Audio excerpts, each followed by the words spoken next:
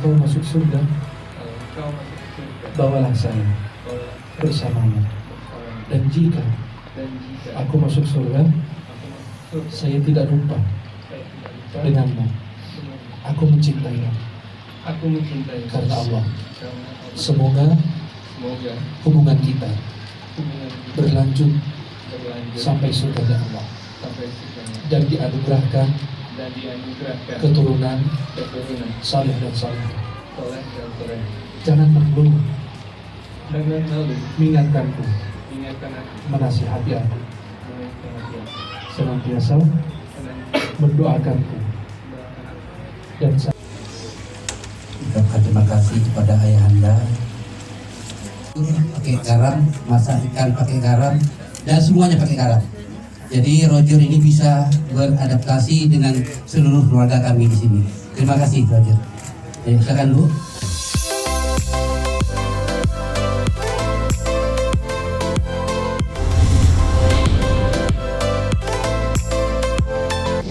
Alhamdulillah halal. Ini tempat kelahirannya. Dan kita punya rumah di sini supaya famili-famili dari Aceh lebih bisa mendekat datang. Kita ingin berkumpul keluarga semua di acara yang paling bahagia. Itu hanya sedikit kutipan aja sih, kutipan sekitar 13 ayat ya. Ya, kan kita kan ini acara yang sangat sakral. Langkah baiknya kalau kita pun juga melengkapi dengan doa. Kita dengan niat yang baik juga. Semoga doa dari teman-teman juga. Terima kasih banyak untuk kelancaran acara ini juga. Fans-fans apalagi, terima kasih banyak. Ya doain aja semoga kita ke depannya bisa menjadi lebih baik lagi. Sebenarnya kan adat Aceh dan yang udah mempersiapkan semua adalah ayah dan mama. Jadi yang kalau aku ikut pengajian siraman tepung tawar sama kayak pesiju gitu, baru malam baik inai. Nah kalau Rogernya hanya ikut siraman dan malam baik. Ada adat Acehnya, ada program Acehnya, selebihnya sih bebas kalau angkat ya normal ya kayak gitu kan. Setelahnya baru adat Aceh dengan prosesi Acehnya juga, tarian dan lain-lain, pantun. Setelah itu ya udah bebas kayak sekarang. Oke, aman.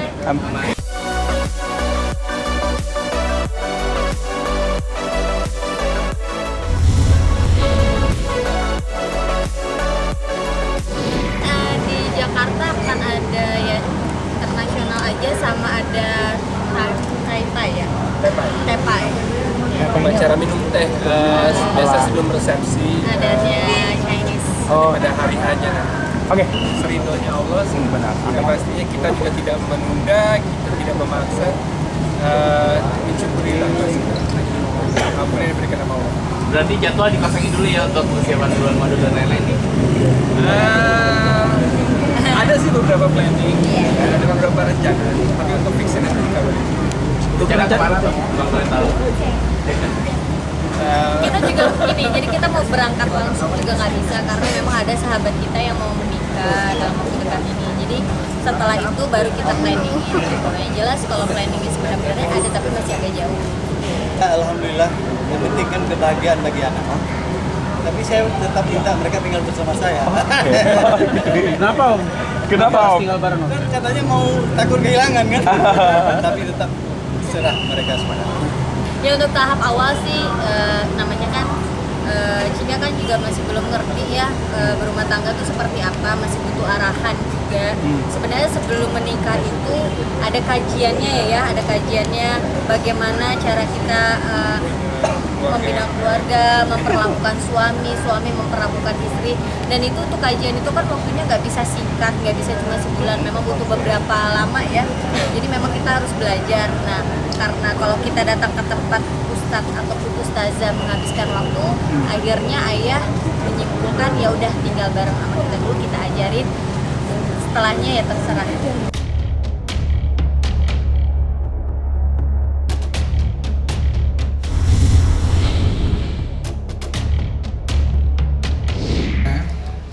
Unit 1 Subdit 1 Direktorat Narkoba Polda Metro Jaya mendapat informasi dari masyarakat terkait di bilangan Pondok Gede, Bekasi.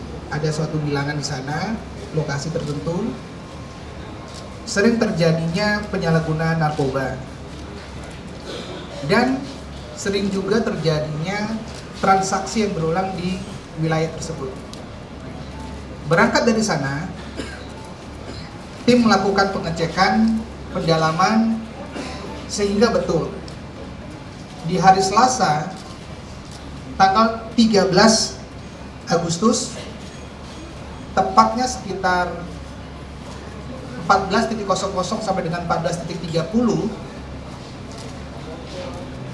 tim melakukan penggeledahan dengan penangkapan satu tersangka inisial RR di lokasi kediaman rumahnya Pondok Gede, Bekasi. RR mendapatkan barangnya itu dari DPO B yang saat ini tim sedang melakukan pendalaman dan pengejaran. Tersangka RR membeli paket sabu seharga Rp350.000. Lokasi transaksi yang dilakukan antara tersangka RR dengan DPO B itu adalah di depan SPBU, salah satu SPBU di bilangan Cibubur. Setelah melakukan transaksi, baru kembali dan menggunakan barang tersebut.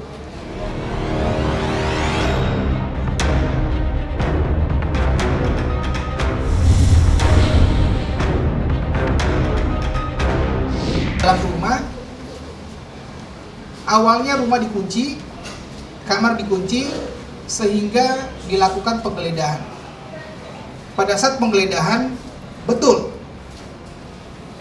tersangka RR kami lakukan penangkapan dan penggeledahan, ditemukan beberapa alat yang terkait dengan narkoba yang sudah kami lakukan penyitaan, yaitu alat hisap yang digunakan berbentuk kemasan. Berbentuk kemasan yang ditemukan pada saat itu tersangka RR sedang menggunakan dan baru selesai menggunakan di kamar mandi, toilet, di dalam kamarnya.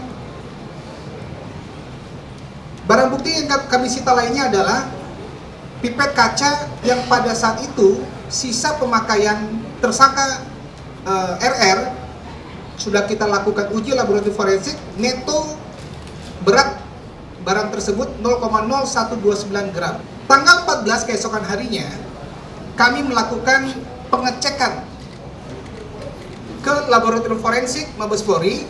Beberapa hal yang kami lakukan pengecekan. Yang pertama adalah tes awal urin, hasilnya adalah positif met dan amfetamin. Yang kedua, terkait dengan barang bukti yang disita, neto 0,0129 gram positif metamfetamin. Yang ketiga, kami melakukan uji laboratoris terkait dengan rambut tersangka yang sampai saat ini kita masih menunggu hasilnya. Dan yang keempat, uji laboratoris darah yang kami ambil sampel yang sampai saat ini kita masih menunggu hasil dari proses tersebut. Kuat tersangka RR, betul, kali ini adalah yang ketiga kali dilakukan upaya paksa dan penangkapan. Awal penangkapan terkait dengan narkoba berulang kali dilakukan dan saat ini adalah yang ketiga. Awalnya di tahun 2015 dan sudah divonis. Kemudian yang kedua di tahun 2017 dan juga sudah divonis menjalani hukuman. Dan yang terakhir adalah penangkapan di tanggal 13 kemarin. Ini adalah yang ketiga.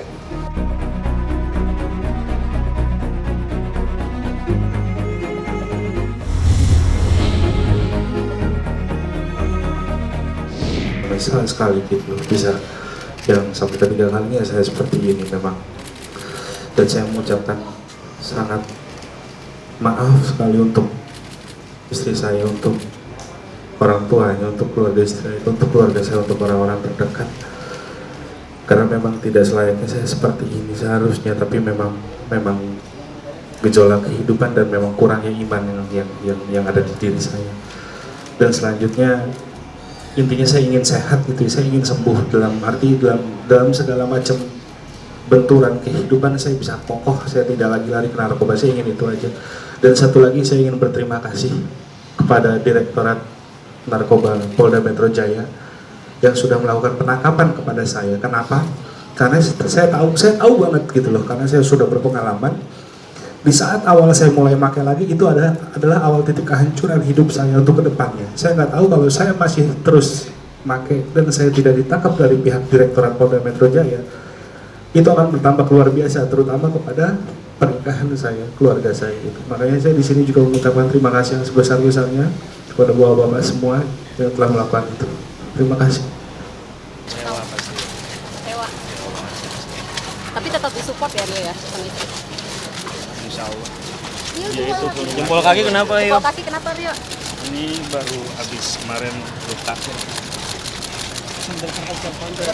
dan habis dicabut kukunya. Kapok mama. Ampun udah nyerah, saya kapok banget. Nggak lagi ya mas ya? Enggak. Istri udah mungkin Mas Rio hari ini. Lepas juga sih.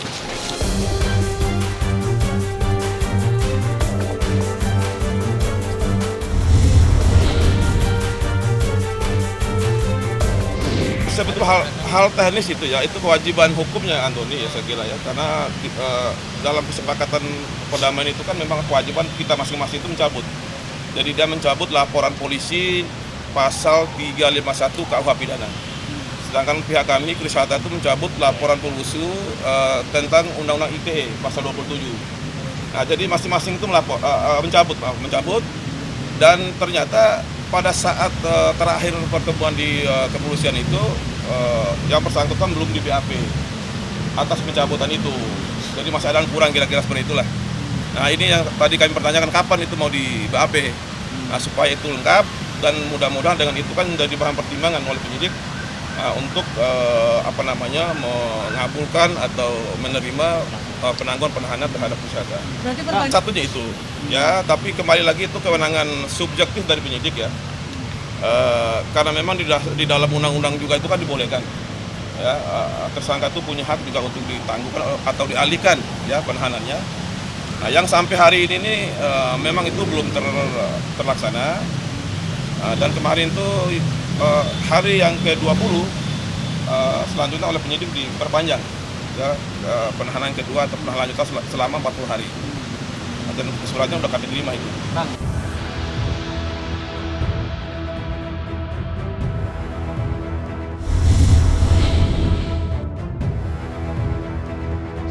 Kenapa Bang? Sama laporan, sebetulnya laporan itu udah kami sampaikan juga pencabutannya ke Reskrimsus. Karena memang laporan kami itu masih baru, prosesnya juga masih panjang, itu kan baru proses penyelidikan ya. Jadi saya harus dipanggil, harus di BAP, saksi saya juga harus di BAP. Sementara laporannya Antoni terhadap Krisata itu laporan lama. Dan faktanya kan Kris sampai hari ini kan masih dalam tahanan polisi. Jadi sebetulnya kami patuh pada apa yang ada di dalam perjanjian itu. Nah, cuma secara teknis memang ada yang kurang, itu yang tadi saya katakan perlu dilengkapi ya, seperti BAP pencabutan LB. Nah, itu kira-kira sama, kita juga seperti itu. Artinya manusiawi saya kira ya, orang dilapor polisi pasti takut lah. Ya, saya juga dilapor polisi juga takut kan. Nah, sepanjang itu kita benar ya nggak usah takut saya kira. Tapi itu termasuk poin yang dibicarakan nggak sih? Salah satu poin itu, ya salah satu poin itu dia minta agar cabut ya, kami bilang udah kamu BAP dulu dong. Jadi kalau itu belum ada BAP pencabutannya, itu seperti belum ada pencabutan kira-kira seperti itu. Nah, jadi itu perlu dipahami. Nah, itu yang kami minta. Ya, selanjutnya kami juga seperti itu. Nanti cabut juga di BAP. Nah, itu yang berjalan. Saya terus terang aja agak sesalkan ya, karena udah sepakat di Borobudur itu bahwa masing-masing untuk tidak menyebutkan nominal kompensasi. Ternyata itu terbuka juga di media. Itu saya sayangkan sekali.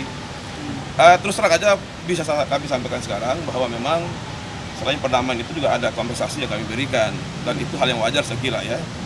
Mungkin kawan-kawan dengar di media tertentu juga mereka yang sampaikan itu. Jadi kami tetap komit sebetulnya untuk tidak menyebut angka itu. Nah, tapi karena mereka udah nyebut angka itu, ya terbuka semuanya kan. Tadi bukan dari pihak kami. Ya itu kira-kira. Sebenarnya Itu maksudnya saat jelasnya ya, seperti apa? yang pertama itu tentu mereka damai secara musyawarah mufakat kekeluargaan ya. Yang kedua masing-masing cabut laporan tadi. Lalu yang ketiga itu ada upaya sama-sama itu agar ada SP3 mohon maaf penangguh penahanan SP3-nya dapat didapatkan ya. Nah, walaupun sampai hari ini yang penangguhan enggak SP3 apalagi gitu kan. Nah, tapi harapan kami ke depan tuh bisa terwujud lah itu.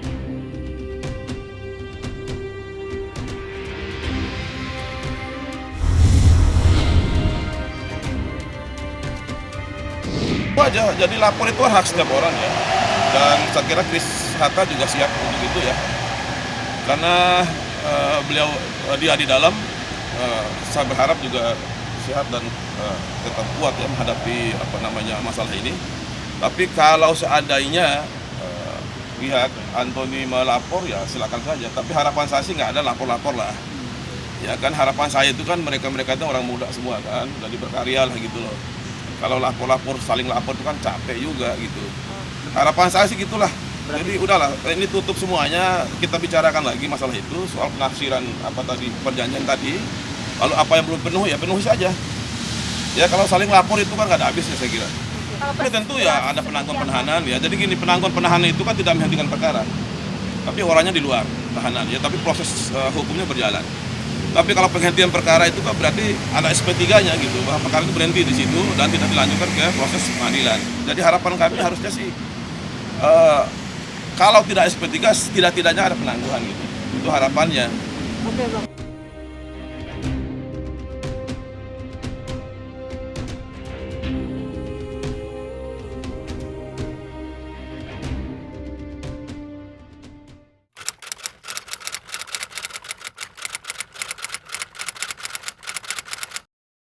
Jadi jangan lupa untuk subscribe Cumi Cumi. Ditekan ya tombol lonceng merahnya.